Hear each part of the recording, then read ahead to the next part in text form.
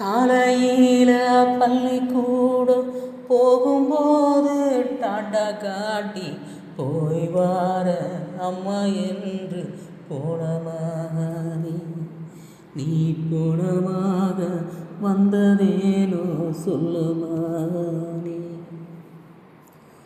காலையில் பள்ளிக்கூடம் போகும்போது டாட்டா காட்டி போய் வார அம்மா என்று சொன்ன மகனே, நீ போனமாக வந்ததேனோ சொல்லு மகனே.